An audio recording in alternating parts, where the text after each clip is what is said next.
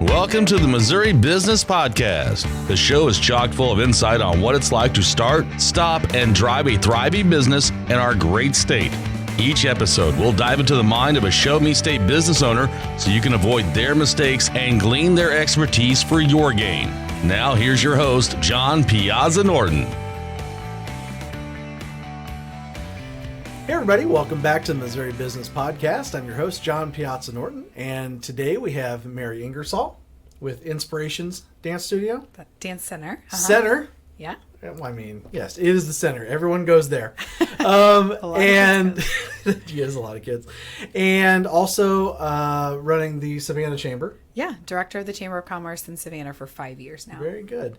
Now, let's start as we do with every one of our shows. Sure. We'll start with a little background on you. Let you plug yourself a little bit, which is awesome. Yeah. We'll do it at the end as well. Don't let me forget. Okay. And then we'll do what it's like to start up a business. Sure. And then we'll talk about shutting down or thinking about shutting down or trials and tribulations that might lead you to such. Okay. And then some fun questions that you haven't seen. Yeah, that's tricky. I sent out the initial right. It was list. there, and then it's like you deleted it. I know it. I actually deleted it to send it out to folks, but I missed the header. Yeah, because I saw the header and I was like, I get a different response from everyone. I didn't say anything. It's great. Oh, like, I put something down there. You did. Like you gave me suggestions, and somebody else is emailing back. It's like, I don't know what I did. I messed up. Right, so you get to see a little bit about how people operate. It's actually been pretty cool. Cool. All right, so the Dance Center. Yep. 12 years. 12 years. That's a long time. It is a long time. We're going to talk about that time span here in a little bit. Yeah. And why that's important, especially for you and for finding the right folks and cultivating. For sure. And then you've been doing the chamber for about 5 years. Mm-hmm. Let's start with that since we're basically going to be talking about the dance studio today. Sure. Let's talk about how that came about and what led you to that role. The chamber role or the chamber role? Sure. So about 5 years ago, the person who had run our Chamber of Commerce, the person who had been the administrative assistant at the Chamber of Commerce for mostly her career, like 20 years or something. Oh, okay. Announced she was going to retire. And so a group of folks in leadership in the chamber got together, current and previous board members, community leaders got together. My husband, Ross, had been past president of the chamber and was involved in that. Gotcha. Among many other of my local business colleagues and government officials and whatever. Lots of people I knew. And so I knew those conversations were happening, and they had been running in the red for a number of years. Yeah. Basically taken out of their reserves to be able to make payroll. There wasn't a lot of vision. There wasn't a lot of new programming happening. A lot of things that had happened for a long time in town had kind of died out. Right. For lack of leadership, I think. The people who had done those things for a long time started to retire, and they hadn't cultivated new leaders. Gotcha. And so so there was a conversation about what to do with the chamber. Do we keep a chamber? Do we just close it down? Why do we have it? And ultimately they decided the best thing to do was to keep the chamber, but hire a part-time person at a higher per hour pay rate. Yeah. And then give them a little more autonomy to be able to create whatever it needed to be. Sure. And so that's what I've been doing for 5 years. Autonomy is a fun word because It's sometimes tricky. that means you get to do it all. It does. Yeah. It does mean that, but it's flexibility. Yeah. So the only way it works for me, the reason it worked 5 years ago was that I was in a good place with my business. Yeah. Things were running really smoothly. This came available and it just really made sense for my life because at the time my son, who's now 5, was getting ready to get going in some other things. Yeah. And he was going to daycare and I was ready to be away from him a little more. Yeah. And then I was ready for something different and more, and the studio was running really smoothly. So it seemed like a good time. Of course, I accepted the position and announced that at the end of December to start in January. And then in the course of like the next 30 days, like half my staff at the studio quit me. Nothing for bad reasons. It is all about timing. Totally. Somebody was adopting. Somebody was pregnant. Somebody was moving, graduating from school. And if it had been a year before, it would have been probably not a great time for you. No, I was still like nursing a baby and all this stuff. I didn't have capacity to do anything else. So I kind of took the job because I was bored and it seemed like a cool, running a business is great, but I'm a creative person and I like to create new things and figure out new things. Yes. And so it was running smooth and I felt really good about it. And this seemed like a great way to be involved in the community which it has been. Yeah, for sure. But then of course things flex in the business too. So it's a weird balance. My time at the chamber is a 20-hour-a-week commitment, but flex time. Gotcha. And there's a strong understanding among my board members that it's not always going to be 20 hours. Sometimes it's going to be 40 or 60, and sometimes it's going to be none, and that's the way it has to be. When she says flex hours, she's specifically referring to making Christmas trees out of ribbon, which At 10 o'clock at night. and she's the creative one for sure. Sure. I went there and helped build them. So awesome volunteers like John and many others. I would say that it did not help her very much. Well, I redid the same one like 3 times because I just can't leave it. You were like trying that. to make him too perfect. I know, John. I can't leave it like that. It just started me nuts. So I was more of a hindrance. All right, so let's talk a little bit about the face bookings of both of those. Sure. Tell them where to find you on those. So Savannah Mo Chamber is the Chamber of Commerce one. It's savannahmochamber.com and Facebook Savannah Mo Chamber. Gotcha. And then the studio is Inspirations Dance Center. It's IDC Savannah on Facebook. Start them up.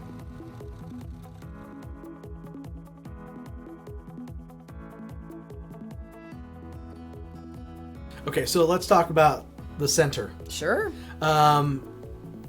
When it got started, had you been teaching dancing before, Yeah. or an opportunity to take somebody else over came into play, or how did that all come about? So I've been dancing always. Yes.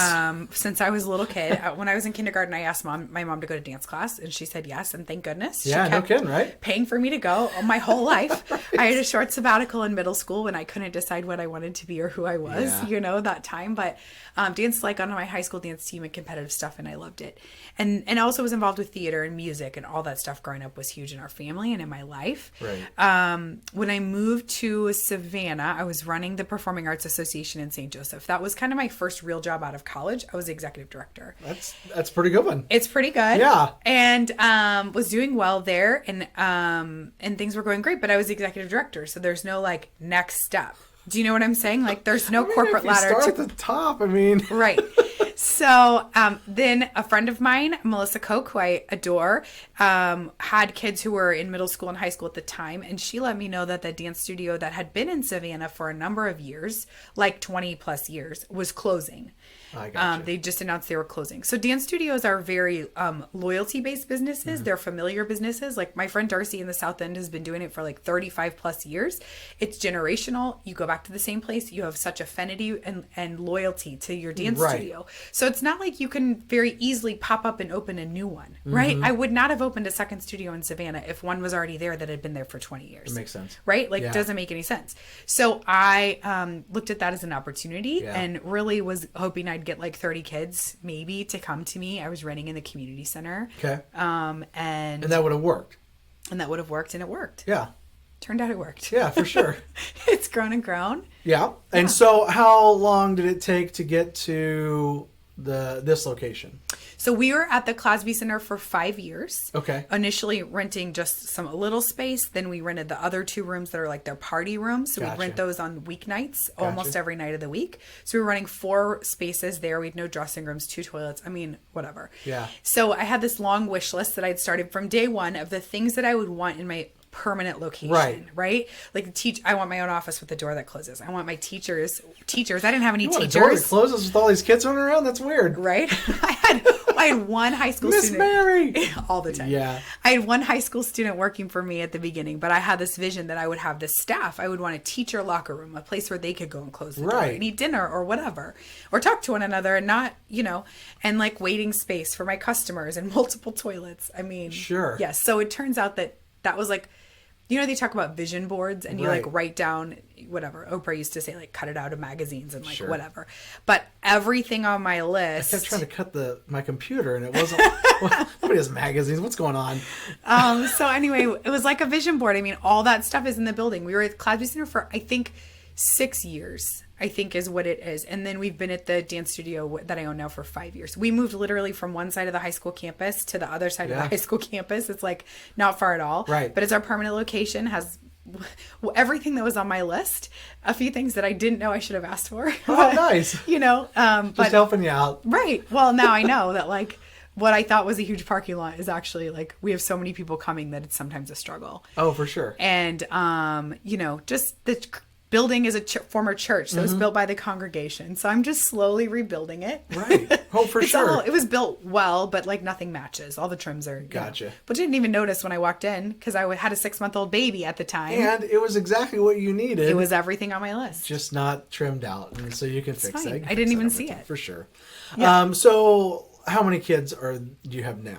So there's like 180 kids through the door a week right now. Well, people. There's adults also. Okay. Primarily children, primarily dance and acro classes. Right. We also offer art and piano.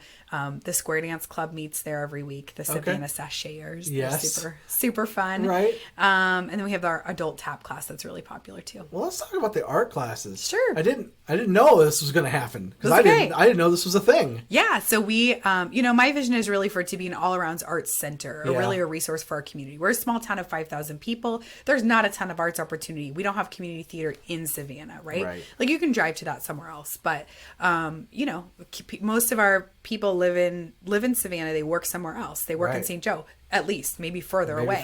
So by the time they get home, collect their kids, maybe feed them, get them to whatever activity, like it's a pain to drive back another 20, 30 minutes to the art museum for a class or to the, you know what I mean? So, we have an awesome art teacher, Miss B. She's there tonight, actually, finishing her winter session. She's a New Zealander and works at the Albrecht Kemper in St. Joe. Oh, very good. But she has an arts education background and lives in Andrew County. Nice. So, yeah. So is it like one of the art deals where they bring whatever and they kind of all paint the same picture kind of deal? Kind of, yeah. So Okay. they vary a lot depending on what it is. She does different mediums and different things every session. But we do it in like 4-week sessions for kids. Okay. We've had people ask about it for adults, so we're considering offering that in 2020. I've been to one of those in Kansas City. Oh, yeah. Where they bring the snacks and they bring Sure. wine and they bring all kinds of stuff. Yes. And they just kind of get hammered and paint some things. And that might be a little outside our purview, but yeah. But maybe a sip or two and then paint some things and they all do the same picture. And it was actually kind of fun. Yeah, they do. There's one of those coming up actually, I think soon for the Savannah High School dance team. They're the art teacher at the high school coaches them, but no wine because they're doing No, I got you. But I'm just saying that there's so much that you can do and are open to doing that. I really just reach out to Mary and just ask the question. We have an awesome space and we've done lots of different things over the years in our space. So I'm definitely open to ideas. It's available anytime we're not having dance class. We're happy to have someone else in the building. Why not? There's a lot of kids though, so there's a lot of classes. You do have to coordinate a little bit. That's true. So we talked about who the client would be, the adults, the kids, sure. Birthday parties. I imagine you could do a wedding there. It was a church. We could. I really haven't ventured into that just because of the time of having to be there. Yeah. Right? I don't want to live there. Yeah. That has changed over time. In the beginning, it's brand new. So I just poured everything into it. I didn't even realize how much energy I was putting into it in the beginning. I didn't even realize it. And then I had my first child. Yes. And then okay, rethink this a little bit and balance, and then and now a second, and so it's different. I'm not as interested in being there all the time, so I've got some staff that handle stuff for me, and I'm trying to be as efficient as possible with the time I do have there. But I don't know. We could do weddings there, sure, but we're not right now. So don't do don't call me about it. So being a boss, it sounds like you've had some fun trying to figure out how to guide people. Is that why you got into this in the first place? Was so you wouldn't have one yourself, or kind of where does that come from? I don't know. Not necessarily. I don't think I'm boss adverse, but I've never really had a boss. Like if I think back about my career, so my degree is in public relations from Missouri State, and I graduated mid-year in December. I did my undergrad in 3.5. And so when I finished, I got into this very competitive corporate internship program at Fleischman Hillard, which is the biggest PR firm in the world, and their national headquarters are in St. Louis. And I was really thankful to get that job. Yeah. And I did 6 months there. And what I learned is that I don't want to work in a corporate environment. Like corporate is not for me. I mean, I always thought that's what I would do. I thought I would wear a suit and I would go to work every day and I would be this big important person. Right. But it turns out that I love a guy who's from Savannah. And so my husband is there. That draws me there. And I don't want to work in a corporate environment. Like also the structure of that. Most corporate environment possible. Like with the chamber? No, with this big company. Oh, sure, yes. I mean, you went to the Huge very company. top of all of that. There are smaller. Right, right. Yeah. Well, like now I think about it though, and I'm so used to the flexibility of entrepreneurship. Now that's a different story. Which there are pros and cons to that, and we could get into that. It's a whole other conversation. But like, so after that corporate internship, I wanted to move closer to here. Yeah. I didn't really think I would like be that close. We ended up living together right away. But I was looking for work and just looking for something, and I really thought I'd be in Kansas City, but I never landed anything. And this performing arts gig came open, and I got it, and it was an awesome fit, and I was there for like, I don't know, 4 or 5 years. Okay. And so and that was executive director of a nonprofit. So I was essentially an entrepreneur in the arts world, right? I mean, it wasn't my personal money, right? But I was raising the money, and you treated it like it was yours. I ran it like a business. No, there's no doubt. Yeah, absolutely. And was able to bring it back from financial peril, and it's still around, which I'm really proud of. Right. But I've never really had a boss like since that semester in college. I mean, I do. I have a board president, and I have all my customers, and I have my employees. They are the boss. So they are all my bosses. Right. And it's not, I think there's this misconception that in entrepreneurship, you're going to like be on the beach or something. The truth is that you never stop working. For sure. I mean, it just doesn't stop. You stepped out of the room for 5 seconds to do something before we started, and I was like, okay, I got to answer this person real quick. I've got video of it. We can put it in here. Sure, that's my life. So Mary and I actually took a 5-minute interview and made it what was like 15 minutes. Oh my gosh, yes. So we're really good at stretching this, but I'm going to clip this up. We're going to be fine. Let's talk about the money. Okay. So you got some, and that's good. Yeah. And then how did you figure out all the bookkeeping, the taxes, that kind of stuff? Is that something you're good at? Something that... I hate the bookwork. It's my least favorite part. It's so boring to me. I like the budgeting part and I like the analysis part, but the in-between part, all the data entry... Here's what we're going to do. Here's what we did. I don't know. I don't care. Somebody else do that. I can't... Like I'm like creative and I like to budget things like an event, like I can do a pro forma and figure out exactly how many tickets you need to sell to make a show work. Right. I can do that. But the in-between detail part, really not my scene. Gotcha. So I usually hire my bookkeeping done.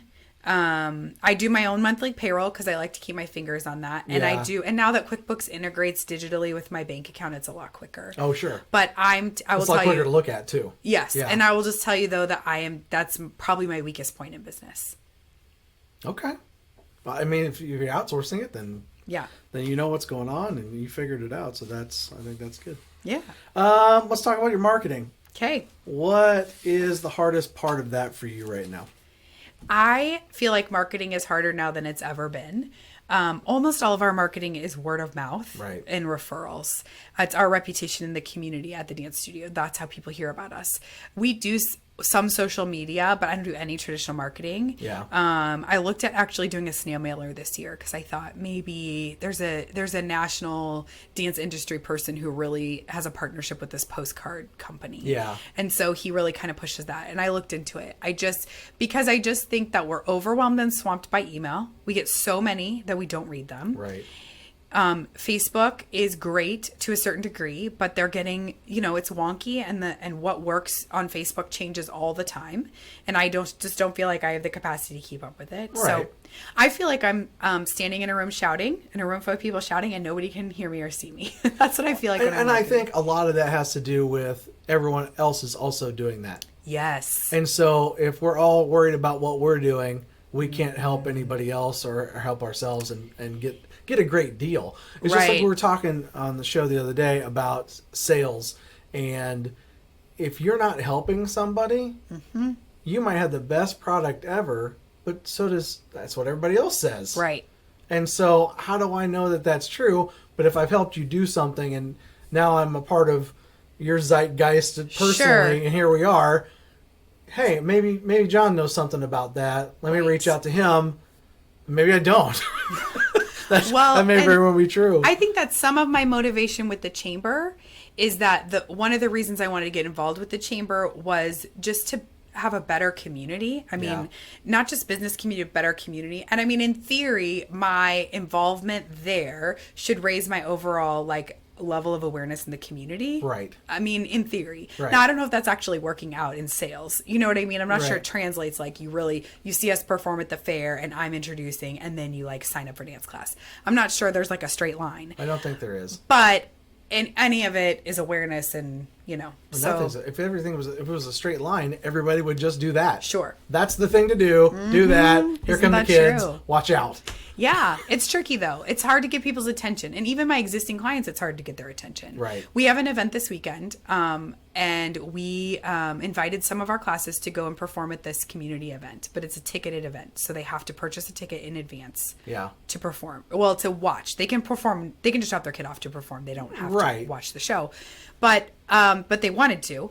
And so we emailed 3 weeks ago. Right. And we emailed 2 weeks ago. Yeah. And then we called them all last week, the day before the deadline. And how many people do you think called me in the last 48 hours trying to get a ticket to that event? 5. 5.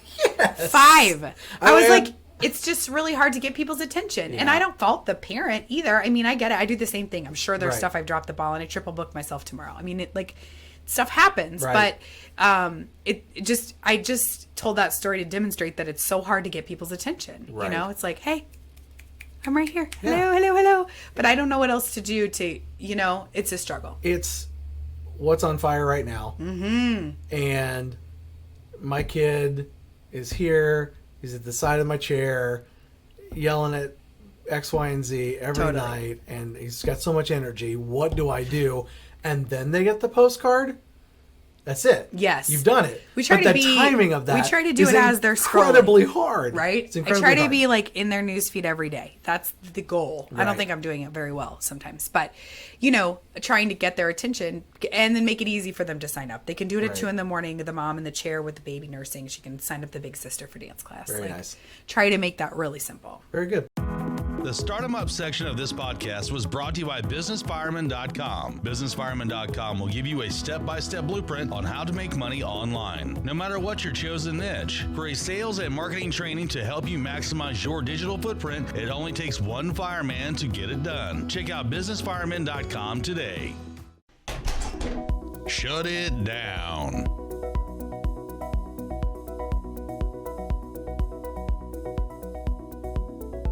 All right, let's switch gears a little bit. Okay. Into closing a business. You've never had to close one. I have not. That's successful. 12 That's good. years. Just keep in mind the people that are watching this Sure. are watching for one of two reasons. They're an entrepreneur, or they've been an entrepreneur and they're tired. Sure. Or somebody's sick, tired. unfortunately. No, and I get that. What do you do when you can't find any good help? That is the hardest thing about owning a dance studio in a small town of 5,000 people, especially when I was just starting out and really didn't know that many people, is finding awesome teachers that not only are great teachers and can manage a classroom of children, but also know about dance. Yes. And can fit into my culture because it's pretty specific. I'm not, there's certain things we just don't do. And so that was hard. I've grown my own. I have a staff of 8 now. Yeah. And, 3 are former students. One is a colleague who owned her own studio previously, was losing her location, and we were working on a separate project. And she decided to close her studio and come to work for me, which has been awesome, I think, for both of us. And then a former student of hers makes out the rest of my staff, and a friend of a staff. So a lot of my staffing comes from internal references and referrals. Sometimes it's parents of my students, things like that have come along over time. But what's worked the best has been to grow my own. And that's when you said grow your own, I'm like, she's literally doing that. Yeah, totally. Yeah. You can't train them any better. You got a 12-year training program. Totally. Yeah, so that's awesome. Yeah. How many have you gotten just from the growing it yourself? So 3 of my current staff are former students. Gotcha. There have been others, but they phased out. Like they're in their senior year of college and they just don't have time to be at the studio, in the evenings or whatever. But 3 of the 5 of us that teach, let's see, 6 of us who teach, 5 of us teach, and 3 are former students of mine. I imagine that's definitely the hardest part is because a lot of folks will say, hey, I can do this for these 4 hours and I've got these 2 hours. And just piecing together the schedule might be pretty difficult. It is really hard. Piecing together a schedule for teacher availability, Yes. and then students overlap, because we have students who take multiple classes, right? Like our baby students, like until they're about maybe 8 years old, they're probably coming once a week. Some of them more, but usually they're coming once a week, maybe twice. Right. But as they get into their older grade school, middle high school years, they might be taking as many as 6 classes a week. We have ballet, tap, jazz. We have hip hop, lyrical, musical theater, acro. Right. I'm forgetting something, but they are point. If they're in ballet and point, Right. they might be taking an extra class for conditioning. So how to fit all those in, and then we offer multiple levels of classes, because we don't lump everyone who takes ballet together. Right. There's 4 different levels of ballet. Okay. So figuring that out with teacher availability and rooms and making sure they don't overlap and whatever is really tricky. Yeah, for sure. It's one of the hardest things we do. I imagine so. So everything else we're going to talk about from here on out on this section is going to be easy. Okay. Is the business fun? Do you ever feel like it's kind of grinding on you? Some of it is grinding, but I love watching kids dance. I love teaching kids and I love interacting with kids. Yes. And so if I'm ever feeling like I'm not sure if this is what I'm supposed to be doing, it's real easy for me to walk into a class in progress, whether I'm teaching it or watching one of my staff teach it, Right. and see the kids learning and loving it and having a great time. And that makes it all worth it. So, talking about the learning it and loving it, when is the recital you're preparing for right now? Oh, well, we have 3 shows this month. Do you really? We have a show. We're doing the community show this weekend Right. in Moila. We have our show at the Missouri Theater on Friday, December 20th. And we're doing a show at the mall on December 21st. Gotcha. Yeah. The one So at the theater is the one. Yeah, December 20th is the big one. Yeah. So if you're in a bad mood, that's Come and definitely see kids definitely a having place to great go. fun. It's Absolutely. so fun. Would you say that your market is sustainable? It is, but it's limiting. So we're in Savannah, and Right. for those who might not be familiar, Savannah's a town of 5,000. It's a bedroom community to St. Joseph, which is about 75,000. Of my customer base, let's call it 200 students for easy math. Right. Half of them, 100 of them roughly, come from our local zip code 64485 in Savannah. Gotcha. The other 100 are regional. So I've got students coming from St. Joseph, mostly from Carnes Road North.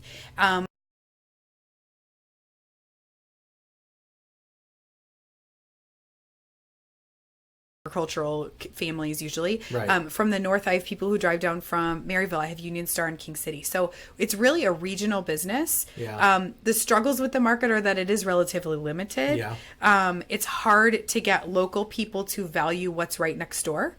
So whatever's over there always looks better. Sure. Right? If I want it done right, I'm going to go to the big city. Yeah.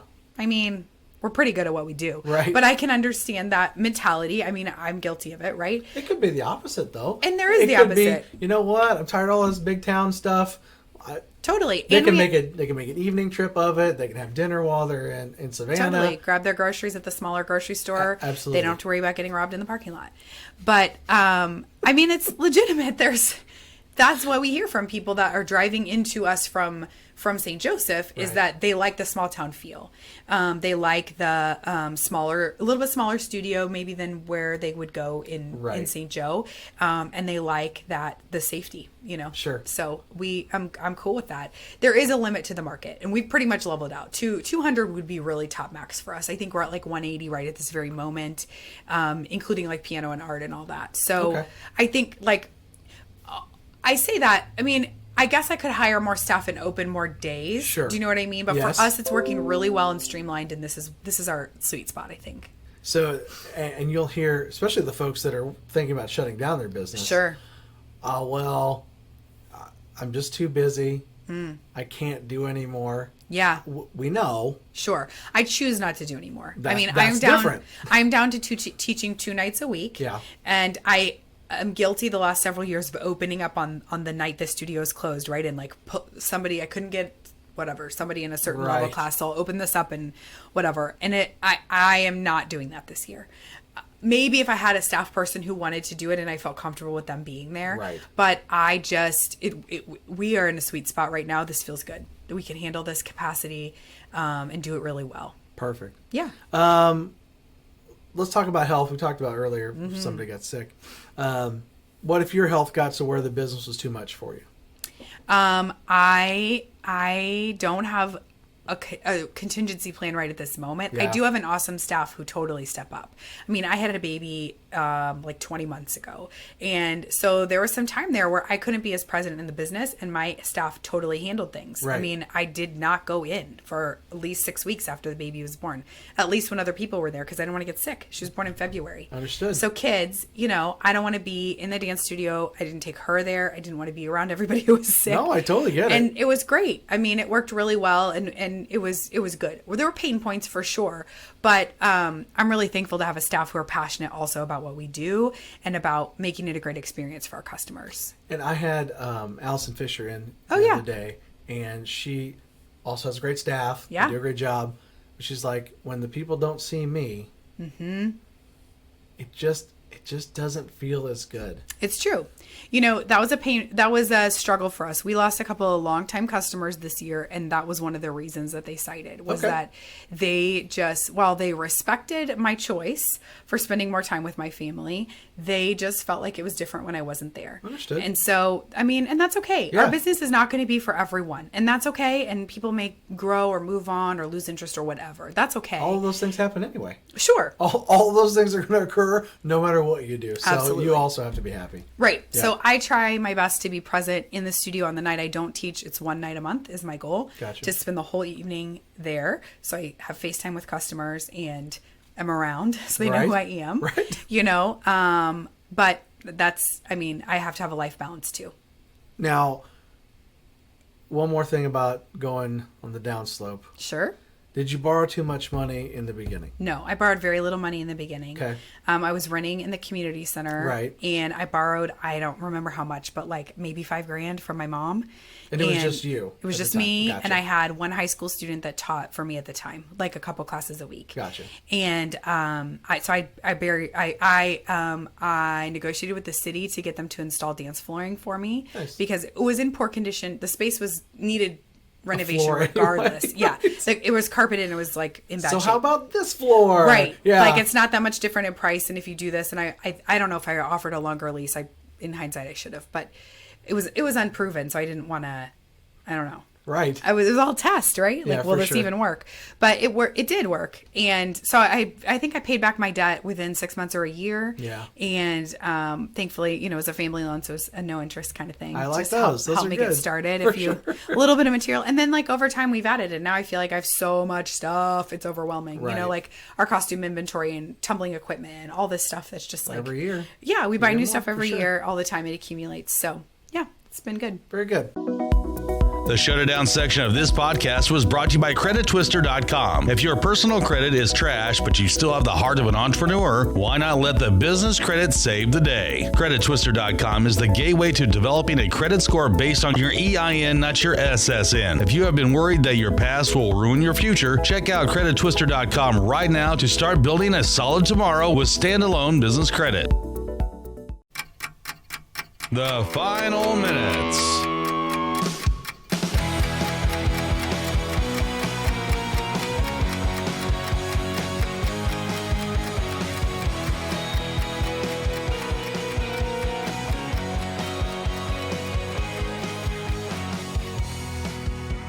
You ready for the crazy questions? I'm ready. Good. I really did love your.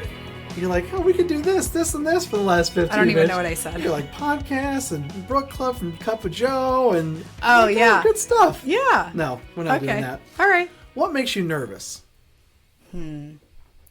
Well, I think that there's always an underlying fear of failure in most entrepreneurs.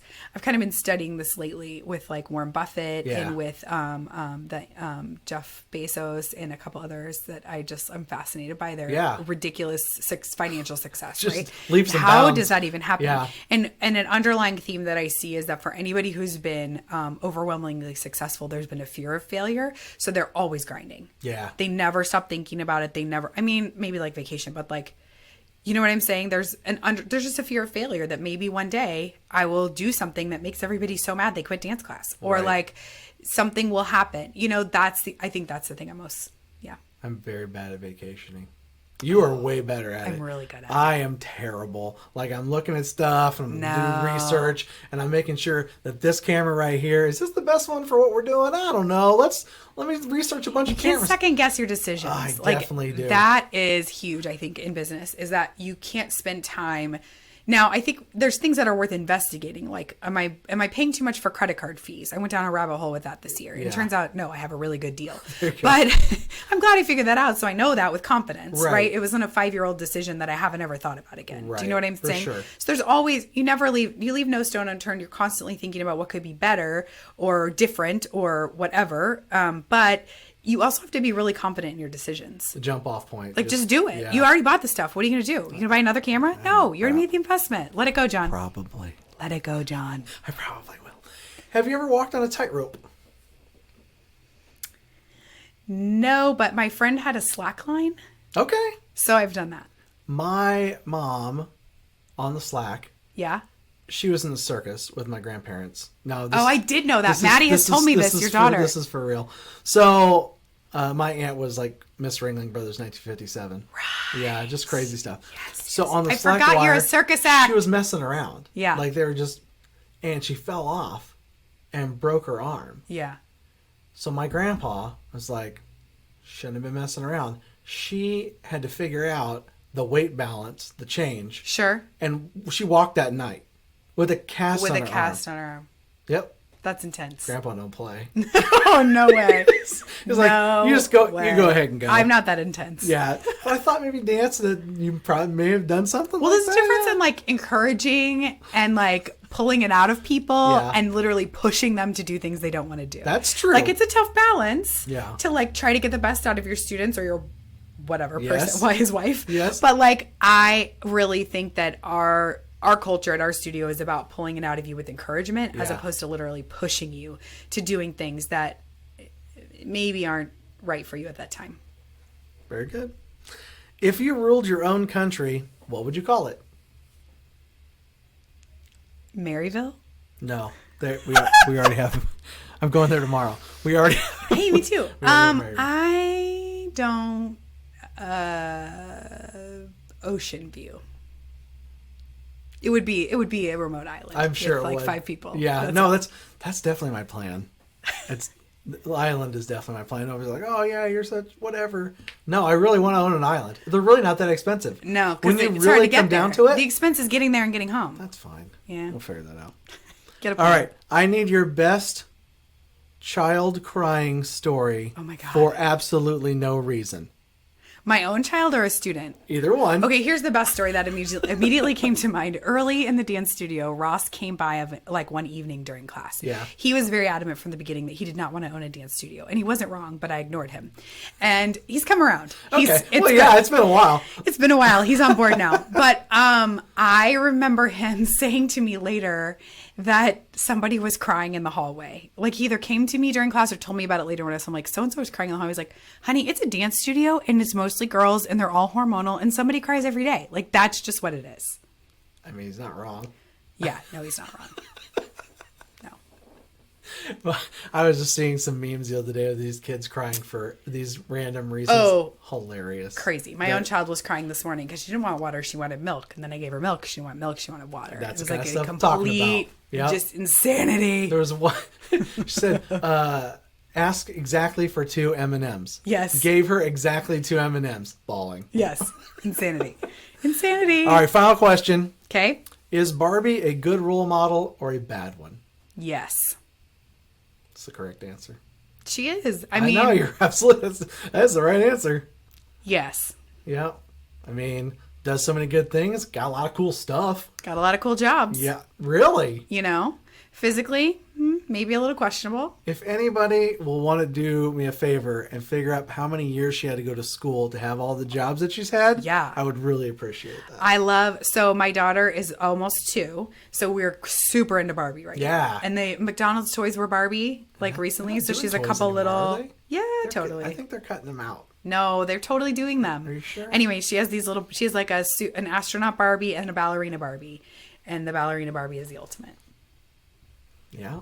But I remember reading when I was younger that if Barbie was a real person, like she would physically fall over because. Oh yeah. The dimensions don't work. It's not really a thing. They definitely don't work. So, whatever. Aren't the real people so much more important? I mean, aren't the real people role models in children's lives so much more important than any toy or? I hope so. I hope so. If we're leaving it to the toys, we're in trouble. We are, and I think the personal connections are so much more important. So that's one of the major reasons why the dance studio is huge to me. For sure. Because we're just pouring into these kids trying to make great people. Like, yes. Will they end up being professional dancers? Maybe. Yeah. I mean, that could happen. A couple of them, my former students who are on my staff now, are on the Missouri Western dance team. Others have done other professional work, but ultimately, we want great people. You're more likely to be a professional dancer than you are a professional athlete. I don't know. I think it's pretty similar. Is it really? Yeah, it's so competitive. It's like 2% of the college kids actually become professional. Mm-hmm. All right. I figure you could make some money somewhere. That would make you a professional if you got paid. Well, the trick of the performing arts world is that nothing gets paid very well. Yeah. Right? It's like acting. Everybody's also a whatever. Right. It's just what it is. You work at the coffee shop and then you do a show at night or whatever. Or you teach yoga or I thought about a play where this person was trying to be a waiter. Okay. But all they could get was acting jobs. Oh, that's interesting. Yeah. They're like, oh, no, not another acting job. So, yeah, same kind of deal.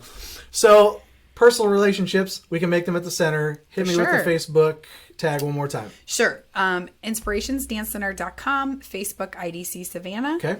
And you can find me at savannahmochamber.com. Yes. That's the website and the Facebook. Very good. This was Mary Ingersoll. She's going to be leaving shortly. My name is John Piazza Norton. And again, I'm the host of the Missouri Business Podcast. Thanks for coming by. Thanks for having me.